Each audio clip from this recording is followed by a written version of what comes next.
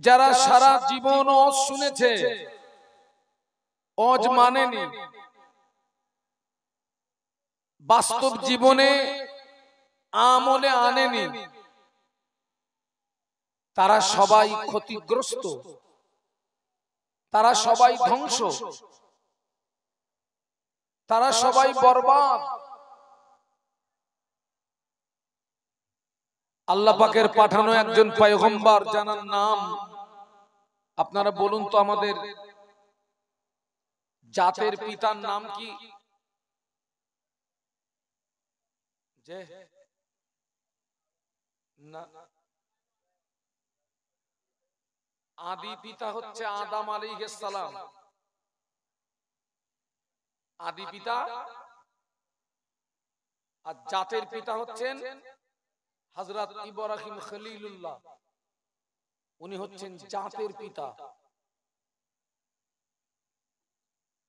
হযরত ইব্রাহিম খলিলুল্লাহ ওনার পাক জবানের বাণী শুনেছিল ওই জমানার একজন প্রতাপশালী বাদশা, নাম হচ্ছে নমরুদ। সবাই একটু জোরে বলুন তো, কি নাম বলেছি? নমরুদ। এই নমরুদ একদিক দিয়ে সৌভাগ্যবান, আবার এই নমরুদ আর এক দিক দিয়ে হচ্ছে দুর্ভাগ্যবান। সৌভাগ্যবান কোন দিক দিয়ে? নমরুদ আল্লাহর পয়গম্বরকে দেখেছিল। কাকে দেখেছিল? আল্লাহর পয়গম্বরকে দেখেছে, আল্লাহর পয়গম্বরের জবানের নসিহত শুনেছে, এই দিক দিয়ে সৌভাগ্যবান। আর কপাল ফাটা, আল্লাহর পয়গম্বরকে দেখেছে, আল্লাহর পয়গম্বরের জবানের নসিহত শুনেছে, কিন্তু মানেনি। সবাই মিলে বলুন তো, কি করিনি? আর একটু জোরে বলুন, মানেনি। নমরুদের মৌত হয়েছিল কুকুরের মতো, বলুন নাউজুবিল্লাহ। কুকুরের মতো মৌত হলো নমরুদের। আল্লাহ রাসূল বলেছেন, আদ-দুআ মুখুল ইবাদাহ, দোয়া হচ্ছে ইবাদতের মগজ। আপনারা যখন আল্লাহ পাকের দরবারে দোয়া চাইবেন, আল্লাহকে বলবেন, আল্লাহ পাক আমাকে অ্যাক্সিডেন্টের মৌত দেবেন না। কি মৌত দেবেন না? আল্লাহ আমাকে হঠাৎ মৌত দেবেন না। অ্যাক্সিডেন্টের মৌত, হঠাৎ মৌতটা ভালো না। যে মানুষটা অ্যাক্সিডেন্টে মারা যান, হঠাৎ মারা যান, ওই মানুষটা তওবা করার, আল্লাহর কাছে দোয়া চাইবেন, আল্লাহ পাক আমাকে ঈমানি গালাতে মৌত দেবেন, জুমার দিনে মৌত দেবেন, জুমার রাতে মৌত দেবেন। কেননা ঈমানি গালাতে জুমার দিন অথবা জুমার রাতে যদি মৌত নসিব হয়, আল্লাহ পাক ওই বান্দা বান্দীদিগকে শাহাদাতের মর্যাদা দান করে। আর একটু মহব্বতে বলুন। নমরুদ ধ্বংস হয়ে গেল। শুনতে চাচ্ছি ধ্বংস হলো কেন? ওইটা আমার দরকার। নমরুদ ধ্বংস হলো কেন? কই, আমি তো অহংকারের কথা বলিনি তো। নমরুদ ধ্বংস হলো কেন? গুড। মানেনি কে বলেছেন? হাত তুলুন তো। ঠিক, কি মানেনি?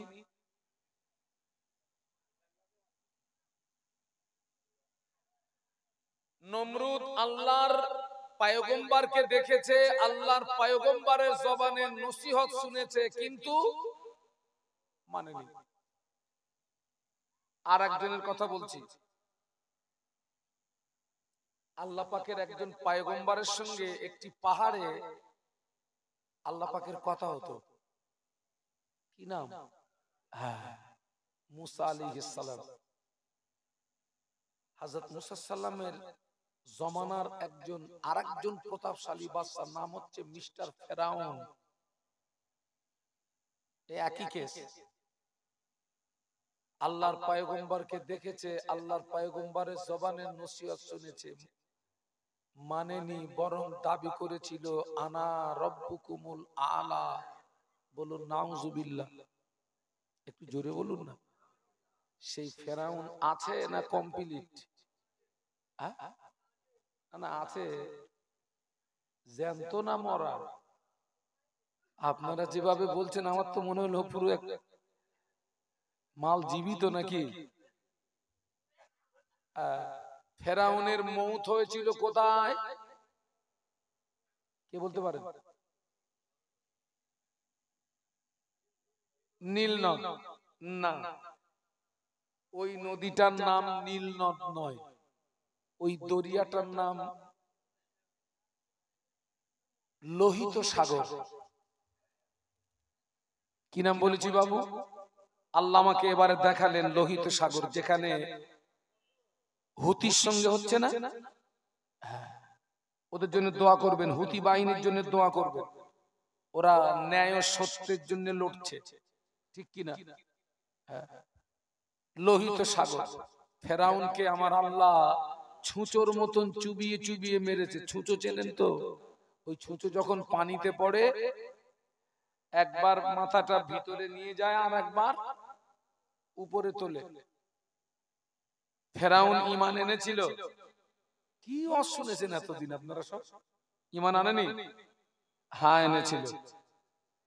কিন্তু ফেরাউন এমন সময় ঈমান এনেছিল, ওই সময় ঈমান আনার গুরুত্ব স্রষ্টার কাছে ছিল না। ঈমান আনার পরেও যখন আল্লাহ ওকে চুবাচ্ছে, ফেরাউন বলছে আল্লাহ আমি তো ঈমান এনেছি, এরপরে আমাকে চুবাচ্ছ কেন? আমি তো ঈমান এনেছি। আল্লাহ বললেন এখন এখন তুই তো সন্ত্রাসী। ফেরাউন ধ্বংস হলো। কেন হলো? আল্লাহর পয়গম্বরকে দেখেছে, আল্লাহর পয়গম্বরের জবানের নসিহত শুনেছে, কিন্তু আরো জোরে বলুন, আল্লাহ ওকে কিয়ামত পর্যন্ত সুটকি বানিয়ে রাখবে, কোন কুত্তায় ওর মুখে পেশাব করবে না, গিরি নাই। আল্লাহ ওকে কিয়ামত পর্যন্ত সুটকি বানিয়ে রাখবে। এই জন্য আবার যদি কেউ নতুন ফেরাউন সাজতে চায়, ও যেন পুরাতনের দিকে তাকায়, মাল শুয়ে রয়েছে ওই দিকে দেয়, আর মনে মনে ভাব। তাহলে দুটি দৃষ্টান্ত দিলাম বাবা। তাহলে আমরাও যদি সারা জীবন অশুনি, না মানি, বাস্তব জীবনে আমলে না আনি, আমরাও ওই ক্ষতিগ্রস্তর জায়গাতে পৌঁছে যাব। সেজন্য আল্লাহ পাকের দরবারে দোয়া, আল্লাহ পাক আমাদের উভয়কে শোনা বলার চেয়ে বেশি আমল করার তৌফিক দিন। বলুন আমিন, বলুন আমিন, বলুন আমিন। আমার বক্তৃতার বয়স কম বেশি হতে পারে 26 বছর। কত বছর বলেছি? 26। আমার কিন্তু বয়স বেশি না বাবা, আমি রাত জেগে বুড়ো হয়ে গেছি। আমার ডেট অফ বার্থ হচ্ছে 1/1/1979। কত বয়স এবার হিসাব করবেন? 1/1/79। রাত জেগে বুড়ো হয়ে গেছি। তো বলার উদ্দেশ্য হচ্ছে, এখান থেকে 20 বছর আগে মাহফিল হতো, কিন্তু এত মাহফিল হতো না। মাহফিল হতো তবে সংখ্যায়, ঠিক বলছি না ভুল বলছি? এখান থেকে 20 বছর আগে এত হুজুরও পাওয়া যেত নি বাবা। ছিল সংখ্যায় কম না বেশি? কম। তবে মাহফিলের সংখ্যা কম ছিল, হুজুরের সংখ্যা কম ছিল, পরিবর্তনের সংখ্যাটা বেশি ছিল। সুবহানাল্লাহ বলো। কিসের সংখ্যা বেশি বলেছি? পরিবর্তন। গুটি কতক আলেমের দানাতে সমাজের মানুষ যে হেদায়েত পেয়েছিলেন, সমাজের মানুষ যে উপকৃত হয়েছিলেন, এখন আমরা দর্জন হুজুর হজ করার পরেও সমাজ সেই উপকৃত একটু কথা বলুন হচ্ছে না। এই দোষ টাকার সমাজ উপকৃত হচ্ছে না, দোষ কার? হুজুরের দোষ না আপনাদের দোষ না কাদের দোষ? এর কারণ কয়েকটা কারণ আছে, তবে সবচেয়ে ভাইটাল কারণ একটা, সেটি হচ্ছে আমাদের ভিতর থেকে এক শ্রেণীর মানুষের ভিতর থেকে আল্লাহর ভয়টা কমে গেছে, আর আরেক শ্রেণীর মানুষের ভিতর থেকে টোটাল আল্লাহর ভয়টা কি উঠে গেছে। এক দলের ভিতর থেকে কমে গেছে, আর এক দলের ভিতর থেকে টোটাল, একটু জোরে বলুন, আউট হয়ে গেছে। আল্লাহ পাক কোরআন শরীফের ভিতরে বললেন, ইয়া আইয়ুহাল্লাযীনা আমানুত্তাকুল্লাহা হাক্কা তুকাতিহি ওয়া লা তামুতুন্না ইল্লা ওয়া আনতুম মুসলিমুন। একটু সবাই জবান খুলে বলুন তো আল্লাহু আকবার। না হয়নি, আরেকটু আওয়াজ তুলুন। আল্লাহ বললেন, হে বিশ্বের ঈমানদার সম্প্রদায়, আমাকে ভয় করো। কে বলছেন? আল্লাহ নিজেই বলছেন, হে বিশ্বের ঈমানদার সম্প্রদায়, আমাকে ভয় করো। আল্লাহকে কতটা ভয় করতে হবে? যতটা ভয় করলে জাহান্নাম থেকে নাজাত পাও, যতটা ভয় করলে জাহান্নাম থেকে মুক্তি পাওয়া যায়, জাহান্নাম থেকে নাজাত পাওয়া যায়, আল্লাহকে এতটা ভয় করতে হবে। পরে বললেন, ওয়ালা তামুতুন্না ইল্লা ওয়া আনতুম মুসলিমুন। বান্দা মনে রেখে দিও, যতক্ষণ পর্যন্ত পূর্ণাঙ্গ মুসলমান না হবে ততক্ষণ যেন মরো না, মরো না। আল্লাহ পাক কোরআন শরীফের এই আয়াতে শরীফার ভিতরে বিশ্বের ঈমানদার সম্প্রদায় দিগকে লক্ষ্য করে মূলত দুটি কথা বলেছেন। এক নাম্বার, আমাকে ভয় করো, আর দুই নাম্বার, যতক্ষণ পূর্ণাঙ্গ মুসলমান না হবে ততক্ষণ যেন মরো না। দেখেন, আমরা মানুষকে যতটা ভয় করি, একটা সাধারণ মানুষ মসজিদের ইমামকে যত ভয় করে, একটা সাধারণ মানুষ আলেমকে দেখে যত ভয় করে, একটা সাধারণ মানুষ লিডার ক্যাডারকে দেখে যত ভয় করে, বিশ্বাস করুন আমরা বান্দা হয়ে ওই ভয়টা যদি আল্লাহকে করতে পারতাম, আমাদের জীবনটা বদলিয়ে যেত। একটু সুবহানাল্লাহ বলুন।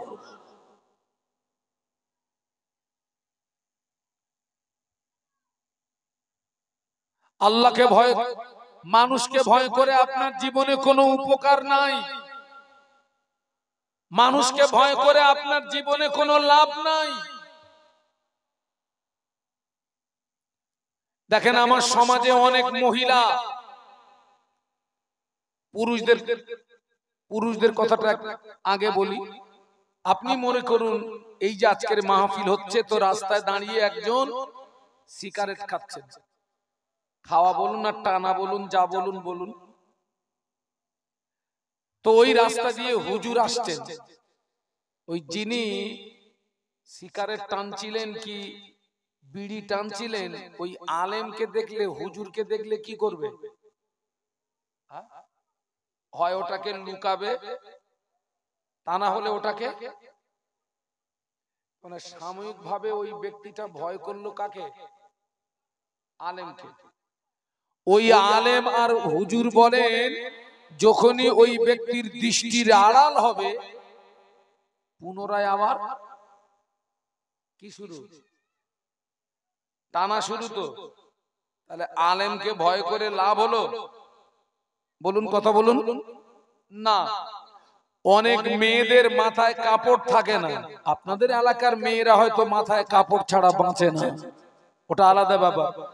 তো দেখেছি অনেক গ্রামের মেয়েদের মাথায় কাপড় থাকে না, তো মসজিদের ইমাম দেখলে, হুজুর দেখলে ওই চট করে কাপড়টা কি করে, তুলে দেয়। তো বাস্তব বলছি না অবাস্তব বলছি? ওই হুজুর বলেন আর ইমাম বলেন, ওই মহিলার দৃষ্টির আড়াল যেই হয়, পুনরায় কি হয়, আবার সেই পূর্বের হালে। তো আমি বলতে চাচ্ছি, এই ভয়টা আপনি মানুষকে করেন না। আচ্ছা বলুন তো, আমাদের জীবনের কোন কাজ আল্লাহর দৃষ্টি থেকে আড়াল করা যাবে? বলুন বলুন বলুন। রাতে কিংবা দিনে, প্রকাশ্য কিংবা গোপনে, আটলান্টিক মহাসাগরের নিচে যে ক্ষুদ্র ক্ষুদ্র প্রাণীগুলো চলে, যেগুলো মাইক্রোব যন্ত্র ছাড়া আপনি দেখতে পাবেন না, ওই ক্ষুদ্র ক্ষুদ্র প্রাণীগুলো যখন ক্ষুধার জ্বালায় চিৎকার মারে, আমার আল্লাহ পাক আরশে আজিম থেকে তাদের ওই আওয়াজ শুনতে পায়। আর একটু জোরে বলুন। মানুষকে ভয় করে আপনার জীবনে কোনো লাভ নেই। ওই ভয়টা, আল্লাহকে ভয় করলে লাভ কি? আল্লাহ পাক কোরআন শরীফের ভিতরে বললেন, ইন্নাল্লাযীনা ইয়াখশাউনা রাব্বাহুম বিল গায়বি লাহুম মাগফিরাতুন ওয়া আজরুন কাবীর। আল্লাহ পাক বললেন, নিশ্চয়ই আমার যে সমস্ত বান্দা বান্দী আমাকে না দেখে ভয় করবে। আল্লাহকে ভয় করতে হবে দেখে না, না দেখে? একটু জোরে বলেন না। আযাব, জাহান্নাম। ও আমার মায়া, আল্লাহ পাক বলেন, আমার যে সমস্ত বান্দা বান্দি আমাকে না দেখে ভয় করবে, আমি আল্লাহ পাক ওই বান্দা বান্দিদের উপরে খুশি হয়ে, আমি আল্লাহ পাক ওই বান্দা বান্দিদের উপরে রাজি হয়ে, আমি আল্লাহ পাক ওই বান্দা বান্দিদের জীবনের সমূহ গুনাহগুলোকে আমি আল্লাহ পাক মাফ করে দিই। আর একটু মহব্বতে বলুন। আমরা যদি বান্দা হয়ে আল্লাহকে ভয় করতে পারি, এক নাম্বার আমাদের জীবনের গুনাহ মাফ করে দেবেন। এই জীবনের গুনাহ মাফ আল্লাহ ছাড়া অন্য কেউ করতে পারবে না। ও আমার মায়েরা, আল্লাহ পাক শুধু জীবনের গুনাহ মাফ করেন না, আল্লাহ পরে বললেন ওয়া আজরুন কাবীর। আমি আল্লাহ পাক ওই সমস্ত বান্দা বান্দি দিগকে আমি আল্লাহ পাক ওদের উত্তম প্রতিদান দান করব। বলুন সুবহানাল্লাহ। আপনি বিশ্বাস করুন, আজকের এই স্রষ্টার ভয়টা আমাদের ভিতর থেকে কমে গেছে, যার কারণে মাহফিল হচ্ছে কিন্তু কাজ হচ্ছে না। যে হারে মাহফিল হচ্ছে, আমাদের তো আল্লাহর ওলি হয়ে যাওয়ার কথা সব।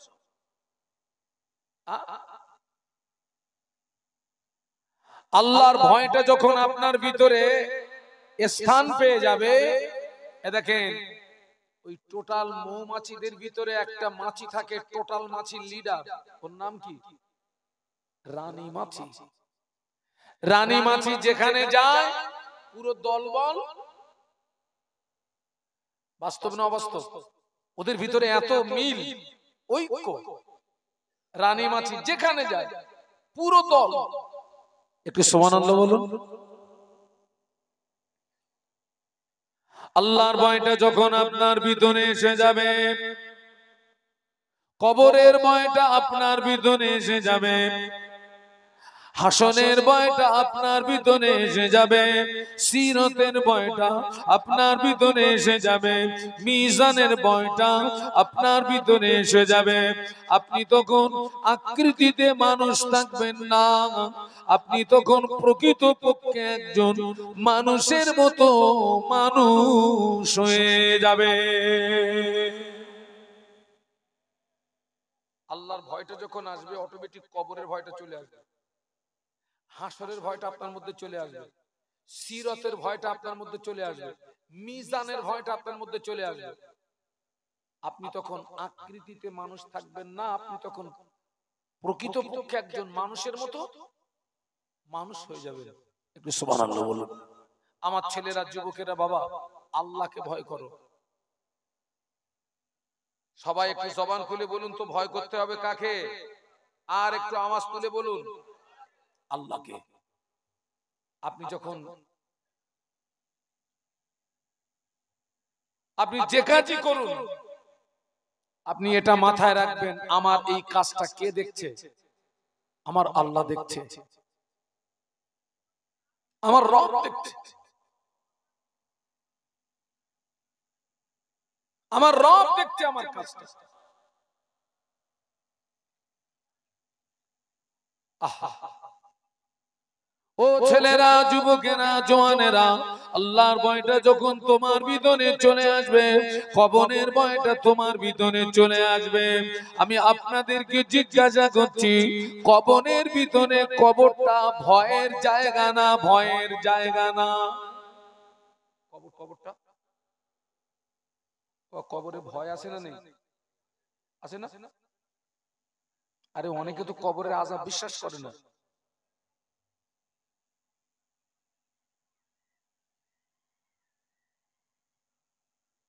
আমরা যে পৃথিবীর জমিনে অবস্থান করছি, এই দুনিয়াটি হলো ৩ নাম্বার জগৎ।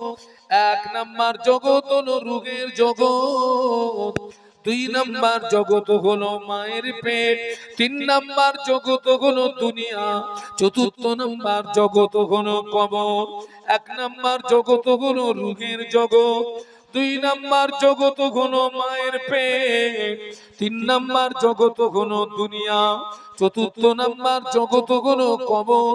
কবর শেষ জগৎ নয়, মাটির নিচে রয়েছে অসংখ্য জগৎ। একটু বলুন আল্লাহু আকবার। ওই যে আমরা সূরা ফাতিহার ভিতরে পড়ি না, আলহামদুলিল্লাহি রাব্বিল আলামিন। আলামিন হচ্ছে বহু বচন, এক বচন হচ্ছে আলম।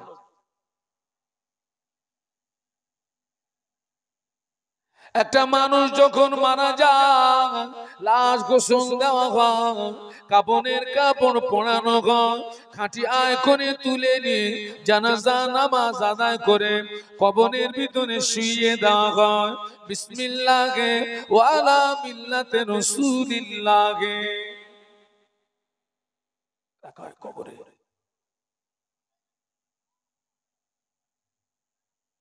কি বলে রাখা হয়? বিসমিল্লাহে ওয়া আলা মিল্লাতি রাসূলিল্লাহ। লাশ কবরের ভিতরে শুইয়ে দিয়ে ৪০ কদম আসতে যতটুকু সময়, এর ভিতরে ২ জন ফেরেশতা কবরের ভিতরে হাজির হয়। ওই কবরবাসী আল্লাহর হুকুমে জিন্দা হয়ে যায়। একটু বলুন সুবহানাল্লাহ। এভাবে একটা ছেলেকে এই জায়গাতে এসে বসতে, একটু এখানে একটু আসো তো, কমিটির ছেলে হোক যে এখানে আসে, এখানে আসো, এখানে আসো। ওরে ভয় করছো কেন? আসো না, এখানে আসো। একটু দরুদ শরীফ আল্লাহুম্মা।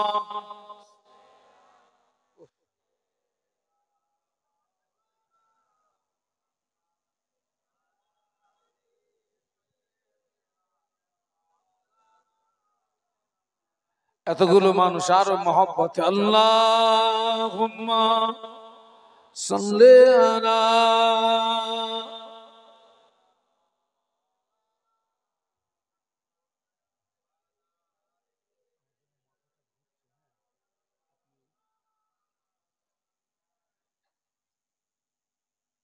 গোলামে मोहम्मद हूँ मैं, क्या डर गए मुझको, गुलामे में उनकी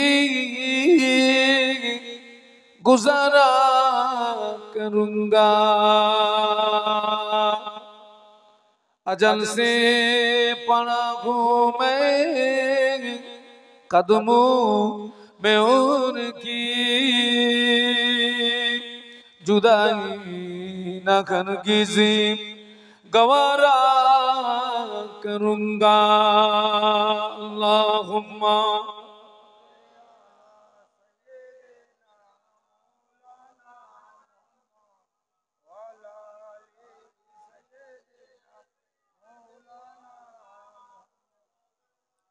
ও আমার ভাইরা ওই কবরবাসী বাবাজি লাশ কবরের ভিতরে শুইয়ে দি 40 কদম আসতে যতটুকু সময় এর ভিতরে দুইজন ফেরেশতা কবরের ভিতরে প্রবেশ করবে আর ওই কবরবাসী আল্লাহর হুকুমে জিন্দা হয়ে যাবে ফেরেশতারা ওই কবরবাসীকে 3টে প্রশ্ন করবে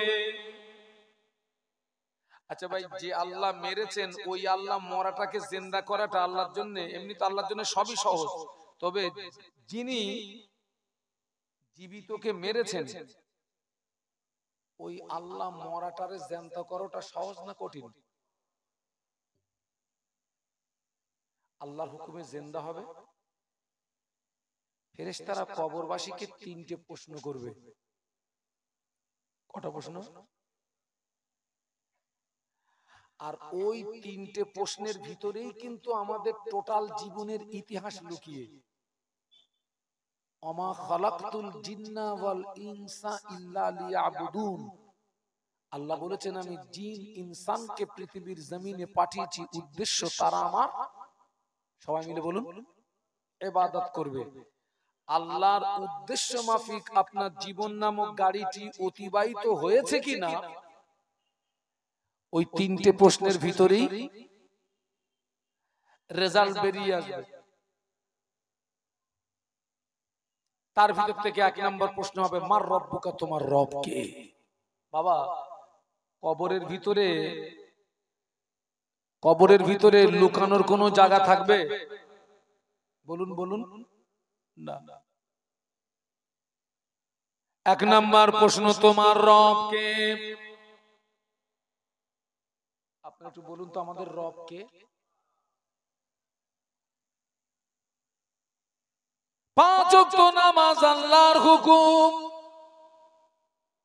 রমজান শরীফের ফরজ রোজা আল্লাহর হুকুম টাকা থাকলে হজ করতে হবে আল্লাহর হুকুম টাকা থাকলে যাকাত দিতে হবে আল্লাহর হুকুম কিন্তু আজকের দুঃখ এবং আফসোস বাবাজি আমার সমাজে অনেক মুসলমান আছে সারা জীবন শোনার পরেও দাঁড়িয়ে দাঁড়িয়ে পেশাব করে পানি নেয় না অনেক মুসলমান আছে সারা বছরে 2 দিনের বেশি নামাজ পড়ে না আছে না নেই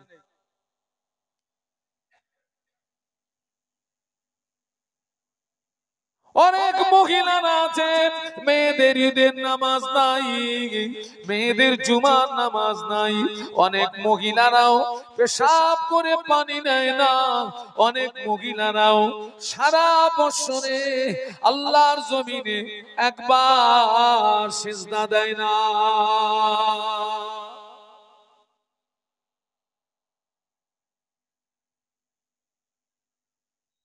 ও আমার ভাইরা 5 ওয়াক্ত নামাজ পড়ে না জুমার নামাজ পড়ে না 5 ওয়াক্ত নামাজ পড়ে না জুমার নামাজ পড়ে না শুধু 2টো ঈদের নামাজ পড়ে আর শবে বরাতে রাতের নফল নামাজটা পড়ে এই যে শবে বরাতের রাত চলে গেল বাবা আপনাদের মসজিদে স্বাভাবিকভাবে ভিড় একটু কমে না বাড়ে হ্যাঁ বাড়ে ও যুবকেরা শবে বরাতে রাতের ওই নফল নামাজ যদি তুমি না পড়ো আল্লাহ পাক তোমায় জাহান্নামে দেবে না শবে বরাতে রাতের ওই নফল নামাজ যদি তুমি না পড়ো আল্লাহ তোমায় জাহান্নামে দেবে না তবে আল্লাহ পাকের ফরজ হুকুম 5 ওয়াক্ত নামাজ যদি না পড়ো বিনা তওবায় যদি মারা যাও আল্লাহর জাহান্নামার আগুন তোমায় ছাড়বে না। কথাটা বুঝতে পেরেছেন? আবার যেন কালকের বলেন না যে সে বসিরহাট থেকে ওই শাহনুর আলম এসে বলে গেছে যে শবে বরাতের রাতের নফল নামাজ পড়তে হবে না। তাই বলেছি আমি? আমি কি বলেছি? কি পড়তে হবে? কি বলেছি সেইটা বলেন। শবে বরাতের নফল নামাজ যদি না পড়ে আল্লাহ আপনার জাহান্নামায় দেবে না। কিন্তু 5 ওয়াক্ত ফরজ নামাজ যদি না পড়ে, বিনা তওবায় যদি মারা যান, আল্লাহর জাহান্নামের আগুন তোমায় ছাড়বে না।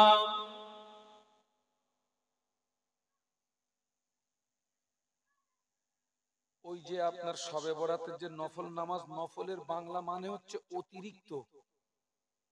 নফলের বাংলা মানে কি বলছি? অতিরিক্ত ওইটাকে বলা হয়। এখানে আমার টাইম 11টা টু 1টা, এটাই হচ্ছে নির্দিষ্ট আমার কি টাইম। কিন্তু এই 2 ঘন্টা বলার পরে আমি যখন এক্সট্রা মনে করুন আধা ঘন্টা আরো বেশি করে ওয়াচ করলাম, ওইটা হচ্ছে কি? ওইটা হচ্ছে অতিরিক্ত।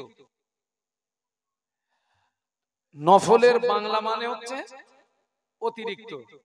এখন আমি এই 2 ঘন্টা বাদ দিয়ে যদি ওই আধ ঘন্টা ওয়াচ করে পালাই, কমিটির ছেলেরা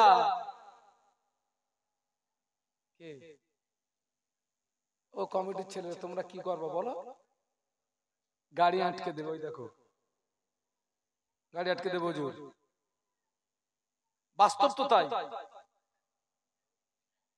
তাহলে নফল ইবাদত, ওই ইবাদতে আল্লাহ খুশি হয় যিনি এই নির্ধারিত সময়টাকে কভার করার পরে অতিরিক্ত কেউ যদি 10 মিনিট 20 মিনিট আধা ঘন্টা অতিরিক্ত যদি নফল ইবাদতে অতিবাহিত হয়, আল্লাহ পাক ওই বান্দা বান্দির উপরে বড় খুশি হয়ে যায়। আরো জোরে বলো। আর যারা ওই 5 ওয়াক্ত ফরজ পড়ে না, শুধু শবে বরাতের নফল নামাজ, ওটা নিয়ে ব্যস্ত। আমি তোমাকে উদাহরণ দেবো। তোমার 50 পয়সা হারিয়ে গেছে, তুমি 1.5 টাকার মোমবাতি কিনে খুঁজতেছো। হারিয়ে গেছে কত? মোমবাতির দাম লাভ না লস? তুই বেরেনলে ঘুমোস কি করে? এত তেজ আলো বেরেন,